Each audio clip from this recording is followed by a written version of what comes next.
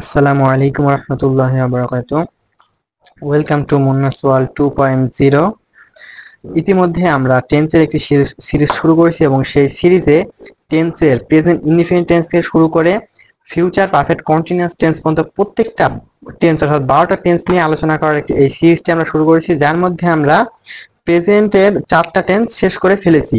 তো আজকে আমাদের আলোচনার বিষয় হচ্ছে পাস্ট ইনডিফিনিট টেন্স। আজকের ভিডিওতে আমরা past indefinite tense A to Z একেবারে সম্পূর্ণ আলোচনা করার চেষ্টা করব ইনশাআল্লাহ।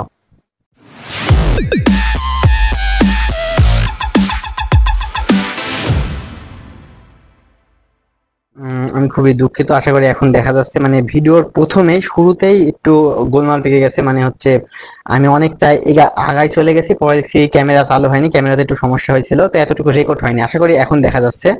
পাস্ট ইনডিফিনিট টেন্স দ্বারা অতীত ঘটনা বা অতীত অভ্যাস বোঝায়।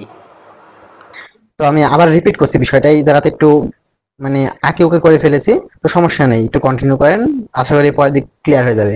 তো ভিডিওটি মনোযোগ সহকারে দেখুন। তো পাস্ট ইনডিফিনিট টেন্স কাকে বলে আমরা এটা বুঝে গেলাম।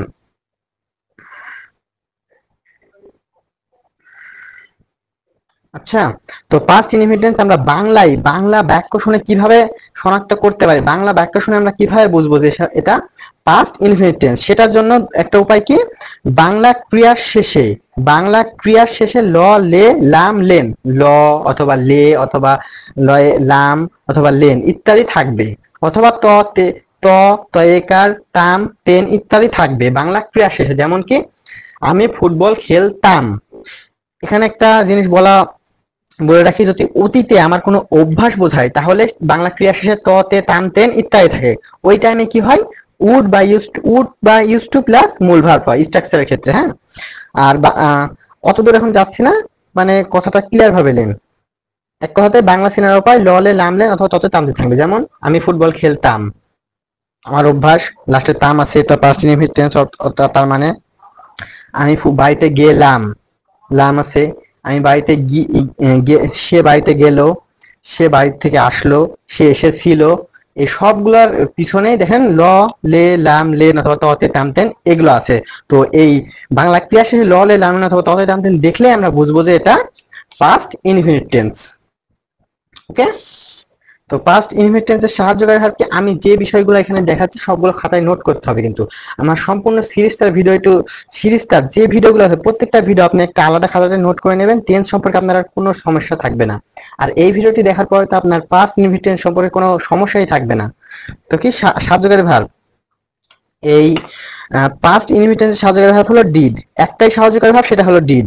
ডিড সাধারণত বাক্যে ব্যবহৃত হয় না, বাক্যে ব্যবহৃত হয় প্রশ্নবোধক অথবা না বোধক হলেই শুধু এই সাহায্যকারী ভার্বটি ব্যবহৃত হয়, তাছাড়া অন্যথায় ডিড সাহায্যকারী হিসেবে ব্যবহৃত হয় না। কিন্তু এই পাস্ট ইনডিফিনিট টেন্সে একটা সাহায্যকারী ভার্ব, সেটা হলো ডিড। এই বিষয়গুলো নোট করতে থাকুন। এখন যারা একবারে নতুন, একবার সর্বপ্রথম ভিডিওটি দেখতে শুরু করেছেন, তাদের ক্ষেত্রে এই বিষয়গুলো খালি মনে হবে আপনি ভাইয়া বলে যাচ্ছে আমরা কিছু বুঝতে পারছি না, বোঝার দরকার নাই ভাই, আর একটু পরে গিয়ে এমনিতে তোমরা সব বুঝতে পারবে, শুধু ভিডিওটি কন্টিনিউ করতে থাকো। স্ট্রাকচার, স্ট্রাকচার কি অর্থাৎ গঠন প্রণালী, কোনটার পরে আমরা কোনটা বসাবো, কিভাবে এটা গঠন করব সেই বিষয়টা।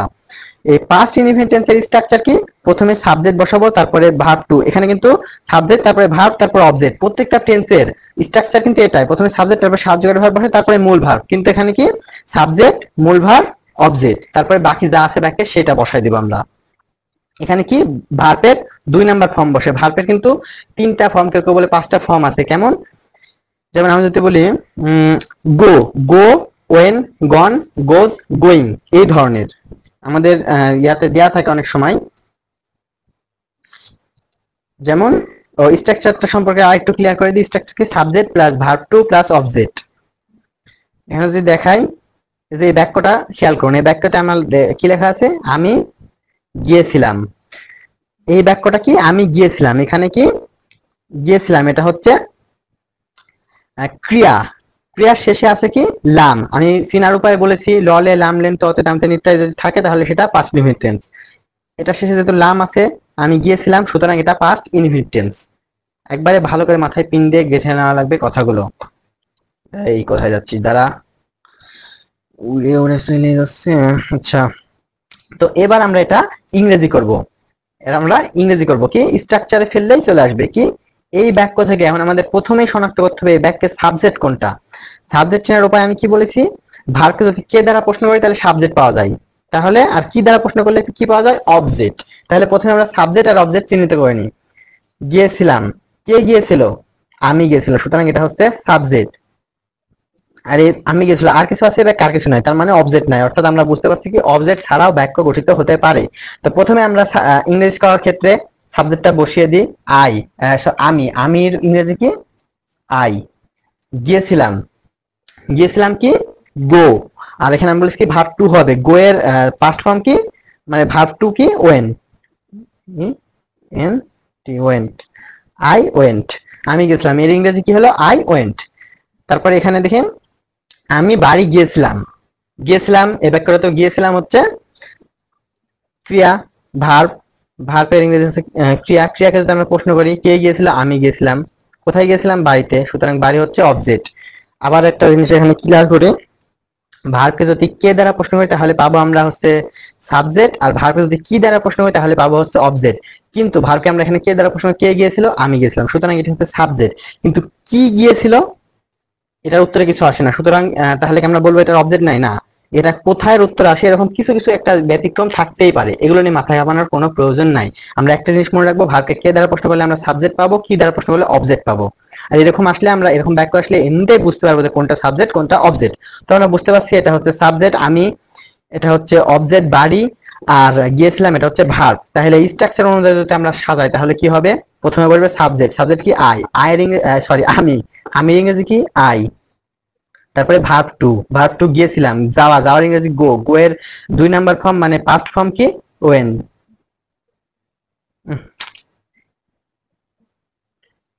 তারপরে অবজেক্ট, অবজেক্ট কি বাড়ি, আই ওয়েন্ট টু হোম, আচ্ছা এখানে আটলো না, আমি মুখে বলে দিয়েছি, আচ্ছা আশা করি আপনারা সবাই নোট করে নিয়েছেন। তো আমার এখানে আমার এখানে বাতাসের কারণে মার্কারের কালিতে একটু ডিস্টার্ব দিচ্ছে, সমস্যা নেই। তো এতটুকু যদি আমরা শিখে ফেলতে পারি তাহলে আমরা কিন্তু বলতে পারি, এতটুকু যদি আমাদের ক্লিয়ার হয় তাহলে কিন্তু আমাদের পাস্ট ইনডিফিনিট টেন্স শেষ। বলতে পারো ভাইয়া কিভাবে বলছেন শেষ হয়ে গেল, হ্যাঁ ভাই শেষ হয়ে গেছে, সমস্যা নাই। এতটুকু যদি তোমার গাথা হতে পারে, আমি যদি আরেকবার একটু রিপিট করে দিই, পাস্ট ইনডিফিনিট টেন্স কি, অতীত অভ্যাস বর্তমান ঘটনা বোঝাবে, বাংলা চেনার উপায় কি, বাংলা ক্রিয়া শেষে ল, লে, লাম, লেন অথবা ততে, টানতেন ইত্যাদি থাকে। স্ট্রাকচার কি, subject plus verb two plus object plus বাকি যা আছে তাই। আমরা এই উদাহরণগুলো যদি দেখি তাহলে আমাদের বিষয়টা ক্লিয়ার হয়ে যাবে। আচ্ছা আমি একটু একটা ছোট কলম নিই, হ্যাঁ এই কলমটাতে, না এটাই থাক। তো স্ট্রাকচার অনুযায়ী আমরা এখন এখানে সাজানো শুরু করব। এই বাক্যটা খেয়াল করি, আমি বইটা পড়লাম, এই পড়া হচ্ছে ভার্ব অর্থাৎ কাজ করা, কাজ করা শেষে দেখুন লাম আছে, আমি কি বলেছি চেনার উপায়ে ভার্বের সাথে ল, লে, লাম, লেন ইত্যাদি থাকে, লাম আছে, সুতরাং এটি past indefinite tense. Past indefinite টেন্সের গঠন প্রণালী স্ট্রাকচার কি, প্রথমে হবে সাবজেক্ট, তারপরে ভার্ব টু, তারপরে অবজেক্ট। ভার্ব টু এর বিষয়টা যদি আপনারা না বুঝতে পারেন তাহলে কমেন্ট করে জানাইতে পারেন, আমি ইনশাআল্লাহ বিস্তারিত আকারে আনবো। তো আশা করি আপনাদের এটা বুঝার কথা। ভার্বের কয়েকটা ফর্ম আছে, present, past, past participle, verb one, verb two, verb three, আমাদের গ্রামারে অবশ্য দেওয়া থাকে। তো যাই হোক, আমি বইটা পড়েছিলাম, এখানে পড়া হচ্ছে ক্রিয়া, ক্রিয়াকে যদি কে দ্বারা প্রশ্ন হয়, কে পড়েছিল, আমি, সুতরাং আমি হচ্ছে এই বাক্যের সাবজেক্ট। কি পড়েছিল, বইটা, বইটা হচ্ছে অবজেক্ট। তাহলে এবার যদি আমরা সাজাই তাহলে কি হবে, প্রথমে সাবজেক্ট বসবে, সাবজেক্ট কি আমি, আমি এর ইংরেজি আই। তারপরে ভার্ব টু, ভার্ব পড়া, পড়ার ইংরেজি কি read, read, read, read, verb two বসেছে এখানে, ভার্ব টু। তারপরে কি বসবে, অবজেক্ট, অবজেক্ট কি বইটা, দা বুক। আশা করি বাক্যটা বুঝতে পেরেছেন। তারপরে পরের বাক্য, আমরা দেখেছিলাম, লাম আছে, সাবজেক্ট এখান থেকে কে দেখেছিল, আমরা, সাবজেক্ট কি দেখেছিল, নাই, অবজেক্ট নাই, তাহলে সাবজেক্ট উই, ভার্ব টু স। তোমরা দিয়েছিলে, ইউ গিভ, সে বলেছিল, হি সেইড। তুমি দেখেছিলে, ইউ স, তুমি ঘুমালে, তুমি ঘুমালে, ঘুমালো কাজ, লে আছে পাস্ট ইনডিফিনিট টেন্স, সাবজেক্ট কে ঘুমালো, তুমি, কি ঘুমালো, অবজেক্ট নাই, সাবজেক্ট বসলো, তুমি ইংরেজি ইউ, ঘুমানোর ইংরেজি sleep, you sleep, sleep, sleep, sleep. আমরা পড়তাম, এই যে এইখানে আসে একটা বিষয়, আমরা পড়তাম, আমি কি বলেছিলাম, যদি অতীত অভ্যাস হয়, কি অতীত অভ্যাস হলে উড বা ইউজ টু প্লাস মূল ভার্ব হবে। এই বিষয়টা কিন্তু আমি আগে বলেছি, ওই যে বাংলা সিনার উপায়ের নিচে আমি বলে দিছিলাম। তাহলে কি আমরা পড়তাম, এখানে তাম আছে, সুতরাং এটি অতীত অভ্যাস বোঝাচ্ছে, তাই না? তাহলে we would read, we would read, we would read অথবা উই ইউজ টু রিড, আমরা পড়তাম। অতীত অভ্যাস বোঝালে ইউজ টু প্লাস মূল ভার্ব হয়। আচ্ছা, আমরা স্কুলে যেতাম, এটা আমাদের অভ্যাস, ততে তামতেন, সুতরাং এখানে কি ইউজ টু বা উড প্লাস মূল ভার্ব হয় কি যেতাম। এটাতে খেয়াল করি, যেতাম এটা হচ্ছে ভার্ব, কে যেত, আমরা, কি যেতাম বা কোথায় যেতাম, স্কুলে, এটা হলো অবজেক্ট। ভার্ব বসালাম উই, তারপরে use to go to school, use to মূল ভার্ব গো টু স্কুল, বা we would go to school, এইভাবে। আশা করি বিষয়টা ক্লিয়ার। না যদি ক্লিয়ার না হয় আপনি ভিডিওটি টেনে বারবার দেখতে থাকুন, ইনশাল্লাহ হয়ে যাবে। তো আমি আগে, এবার আমরা কিন্তু বাক্য বলা শিখে ফেলেছি, হ্যাঁ, এই টেন্সটা আমরা শিখে ফেলেছি। এবার আমরা প্রশ্ন করা শিখবো। একটি ভাষা শিখতে হলে আমাকে 3টা স্কিল মাস্ট বি জানাই লাগবে। সেটা কি? কোনো কিছুর বর্ণনা দিতে পারা, প্রশ্ন করতে পারা, প্রশ্নের উত্তর দিতে পারা। তো এতক্ষণ আমরা যেগুলো শিখলাম সেটা দ্বারা আমরা কাউকে প্রশ্ন করতে পারবো এবং প্রশ্নের উত্তর দিতে পারবো। এখন আমরা শিখবো প্রশ্ন করা। তাহলে আমাদের এই 5টি ইনভিটেন্স একেবারে সম্পূর্ণ ক্লিয়ার। আর যদি কোনো জায়গায় বুঝতে সমস্যা হয়, টেনে টেনে বারবার দেখবেন, তাহলে ক্লিয়ার হয়ে যাবে। না স্যার আমার কমেন্ট বক্সটা খোলা আছে, আমি বারবার একই কথা বলছি, আপনি কমেন্ট করে আমাকে জানাইতে পারেন। তো যাই হোক, এখন আমরা শিখবো কি প্রশ্ন করা। প্রশ্ন আমরা জানি 2 প্রকার, ছোটবেলা থেকে এটা পড়ে আসছি। প্রশ্ন 2 প্রকার, কি কি? একটা হলো WH কোশ্চেন, একটা হলো yes no question. Yes no question কোনটা? যেই প্রশ্নের উত্তরে আমরা হ্যাঁ অথবা না দ্বারা দিতে পারি সেটা হচ্ছে ইয়েস নো কোশ্চেন। আর যেই প্রশ্নের উত্তরে ইয়েস অথবা না দ্বারা দেওয়া যায় না, আরো কিছু বলতে হয়, সেটা হলো WH কোশ্চেন। যেমন এখানে একটা বাক্য বলি, তুমি গিয়েছিলে। এখন যদি আমি প্রশ্ন করি তুমি কি গিয়েছিলে, আপনি উত্তর দিতে পারেন হ্যাঁ, ইয়েস, অথবা নো, না। এই প্রশ্নের উত্তরে আমরা কিন্তু ইয়েস অথবা নো দিয়ে দিতে পারলাম, সুতরাং এটা হচ্ছে ইয়েস নো কোশ্চেন। এখন যদি আমি প্রশ্ন করি তুমি কোথায় গিয়েছিলে, ইয়েস অথবা নো দ্বারা কি উত্তর দেওয়া যাবে? না। আমি যদি বলি ইয়েস, তাহলে কিছু বোঝা যাবে না। আপনাকে বলতে হবে আমি বানেশ্বর গিয়েছিলাম, আমি রাজশাহীতে গিয়েছিলাম, আমি ঢাকাতে গিয়েছিলাম, এভাবে উল্লেখ করে বলতে হবে। সুতরাং এটা হচ্ছে WH কোশ্চেন। আশা করি ইয়েস নো কোশ্চেন আর WH কোশ্চেন কি বোঝা গেছে। তো প্রশ্ন করার ক্ষেত্রে আমি কি করব, এই যে স্ট্রাকচারে আমরা যে বাক্য শিখেছিলাম, আমরা বাক্য কিভাবে গঠন করি? প্রথমে সাবজেক্ট বসাই, তারপরে ভার্ব টু বসাই, তারপরে আমরা অবজেক্ট বসাই। সাবজেক্ট ভার্ব টু, তারপরে আমরা অবজেক্ট বসাই। এবার আমরা যদি এইখান থেকে প্রশ্ন করা শিখি, তাহলে কি করব? আমরা শিখেছি কি প্রেজেন্ট, সরি, পাস্ট ইনডিফিনিটের সাহায্যকারী ভার্ব হচ্ছে ডিড।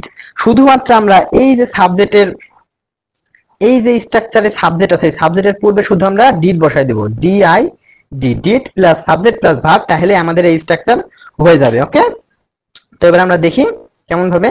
আমি গিয়েছিলাম, তুমি গিয়েছিলে, ছিলে লয়ে একার আছে লাস্টে, এটা পাস্ট ইনডিফিনিট টেন্স, বোঝা গেল? কে গিয়েছিল? তুমি, এটা সাবজেক্ট। তাহলে বাক্য যদি গঠন করি তাহলে কি হবে? You went, go went gone, তাই তো?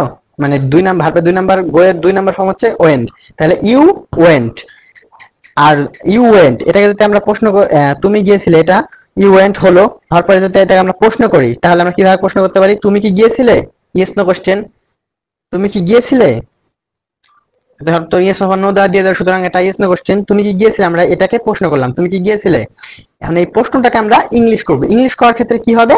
শুধুমাত্র এই যে বাক্যটা আছে, বাক্যটার প্রথমে শুধু কি বসবে? ডিড, ডিড ইউ গো, প্রথমে বসবে ডিড, তারপরে ইউ, তারপরে গো। যখনই আমরা ডিড বসাবো অর্থাৎ প্রশ্ন করব, তখন আমরা আগেই বলেছি সাহায্যের ভাব প্রশ্নবোধক ও না বোধক হলে শুদ্ধ ব্যবহৃত হয়। এখন আমরা যেহেতু প্রশ্নবোধক সেন্টেন্স তৈরি করছি, সুতরাং আমরা এখানে বসাবো ডিড, তারপরে বাক্যটা যেমন যা আছে তাই, you went, did you went. এখানে আমরা কি করবো? মূল ভাব বসাবো। যখন আমরা প্রশ্ন করবো তখন ভার্বের 2 নাম্বার ফর্ম আর থাকবে না, তখন আমরা কি করব?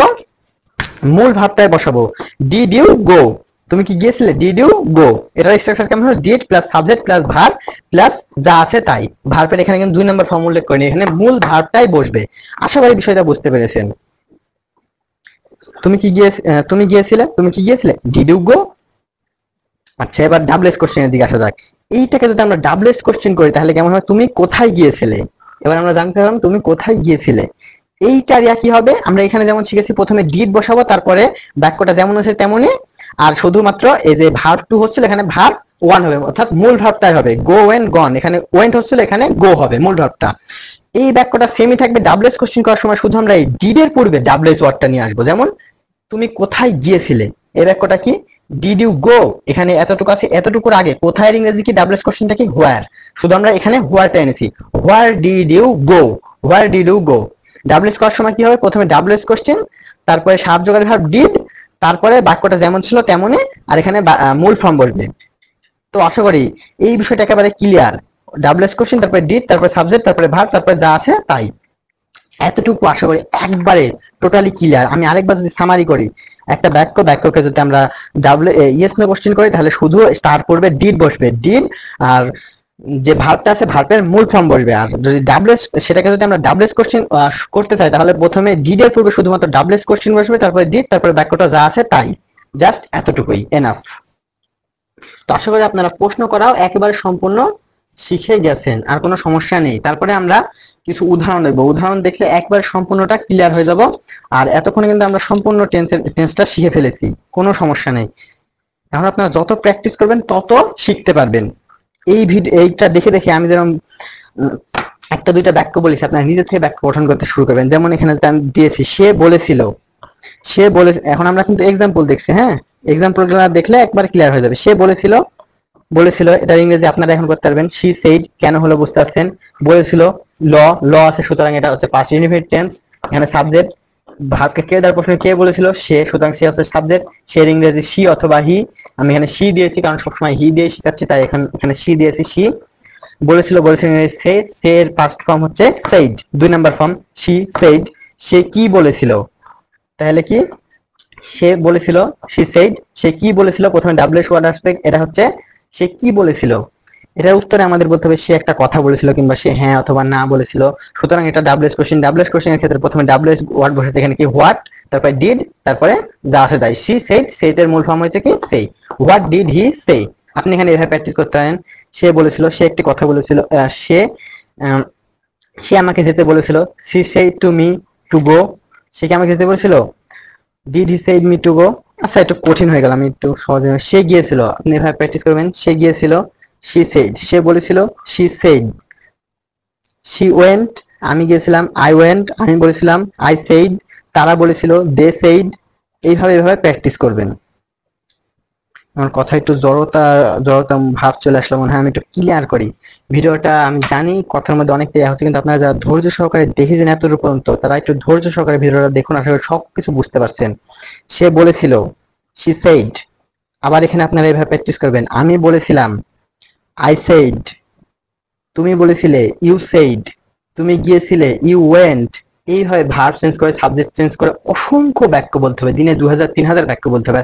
বলতে গিয়ে যত পরিমাণ সমস্যা আছে, সমস্যা নাই, আমার কমেন্ট বক্স খোলা আছে, আমার হোয়াটসঅ্যাপ নাম্বার খোলা আছে, আপনারা আমাকে হোয়াটসঅ্যাপ করে কমেন্ট করে যত সমস্যা হয় বাক্য বলতে গিয়ে আমাকে জানান, আমি আসি সমস্যার সমাধান দেওয়ার জন্য। তারপরে তুমি দেখেছিলে, ল আছে, ল একার পাস্ট ইনডিফিনিট টেন্স। কে দেখেছিল, তুমি, তুমি সাবজেক্ট, ইউ স। তুমি কি দেখেছিলে, তুমি কি দেখেছিলে, সে বলতে পারবে হ্যাঁ আমি দেখেছিলাম, অথবা ইয়েস নো কোশ্চেন, সুতরাং ডিড ইউ সি, প্রশ্নবোধক। তুমি কি দেখেছিলে, হোয়াট ডিড ইউ সি। মমিন এসেছিল, মমিন কেম। কে এসেছিল, হু কেম। মমিন কে এসেছিল, ডিড মমিন কাম। মমিন কেন এসেছিল, হোয়াই ডিড মমিন কাম। এতক্ষণে আমাদের পাস্ট ইনডিফিনিট টেন্স সম্পূর্ণ শেষ। আশা করি আপনারা সম্পূর্ণ ভিডিওটা বুঝতে পেরেছেন। আর যারা বুঝতে পারেননি, আপনারা ভিডিওটি যদি আরেকবার দেখেন একটু কষ্ট করে, যে জায়গায় বুঝতে পারেননি সেই জায়গাগুলো একটু গ্যাপ ফিলিং করে নেন, ইনশাআল্লাহ আশা করি বুঝতে পারবেন কোনো সমস্যা ছাড়াই। আর যদি তারপরে কোনো প্রকার সমস্যা থাকে, আমার কমেন্ট বক্সে কমেন্ট করবেন, একেবারে আমি ক্লিয়ার কাট একটা ভিডিও আনার চেষ্টা করবো ইনশাআল্লাহ। আর আপনাদের জন্য একটি হোমওয়ার্ক আছে, সেই হোমওয়ার্কটা হলো এটা। আমি বইটা পড়তাম, আমি কি করতাম, সে ফুটবল খেলতো, তুমি কি এসেছিলে। এইটার ইংলিশ আপনারা করবেন, করে আমার কমেন্ট বক্সে জমা দিবেন। আমি দেখবো আপনারা কতটুকু শিখেছেন। অবশ্যই কমেন্ট করবেন, একটা ভুল হোক সমস্যা নাই, ভুল হোক, হোমওয়ার্কটা অবশ্যই জমা দিবেন। তারপরে রহিম গিয়েছিল, সে খেলেছিল, তুমি কেঁদেছিলে, তুমি কোথায় গিয়েছিলে। গেল হোমওয়ার্ক 2। এবার আরো কিছু আছে। I went to Dhaka. এই বাক্যটা আমি আপনাদেরকে দিলাম, এই বাক্যটার বাংলা মানে লিখবেন, ইয়েস নো কোশ্চেন করে দেখাবেন এবং ডাব্লিউএস কোশ্চেন করে দেখাবেন, করে আমার কমেন্ট বক্সে জমা দিবেন, অথবা যেভাবে পারেন আপনারা আমাকে এটা জানাই দিবেন। আমি দেখতে চাই যে আপনারা কতটুকু শিখলেন কি শিখলে পারলেন না। আর যদি কোনো সমস্যা থাকে আমার কমেন্ট বক্সে এখনই কমেন্ট করে জানান, নো প্রবলেম। আমি ইনশাল্লাহ আপনার কমেন্ট সলভ করার চেষ্টা সব করবো ইনশাল্লাহ। তো আজ এই পর্যন্তই আজকের ভিডিওতে। আমরা দেখা হচ্ছে আবারও। আজকে প্রেজেন্ট ইনডিফিনিট টেন্স শেষ করলাম, আগামীতে আমরা প্রেজেন্ট কন্টিনিউয়াস টেন্সের ভিডিও খুব শীঘ্রই নিয়ে আসছি ইনশাল্লাহ। আর এই টেন্সে যা শিখলাম আমরা, এগুলো বেশি বেশি প্র্যাকটিস করতে থাকুন। প্র্যাকটিস করতে গিয়ে যত সমস্যা আছে আমাকে কমেন্ট করে জানান, কিংবা যে কোনো আমার হোয়াটসঅ্যাপ নাম্বার জানাইতে পারেন, ফেসবুকে জানাইতে পারেন, কোনো সমস্যা নেই, ইনশাল্লাহ সলভ করে দেবো ইনশাল্লাহ। আপনারা বেশি বেশি প্র্যাকটিস করুন। দেখা হচ্ছে পরবর্তী ভিডিওতে। ততক্ষণ পর্যন্ত সকলে ভালো থাকুন, সুস্থ থাকুন এবং মুন্নাস ওয়ার্ল্ড 2.0 এর সাথে থাকুন। আজকের ভিডিওতে আমরা যেগুলো আলোচনা করলাম, আল্লাহ রাব্বুল আলামিন আমাদের সকলকে সেগুলো বোঝার এবং সেগুলো শেখার তৌফিক দান করুন। আমার তৌফিক ইল্লা বিল্লাহ। আসসালামু আলাইকুম ওয়া রাহমাতুল্লাহ।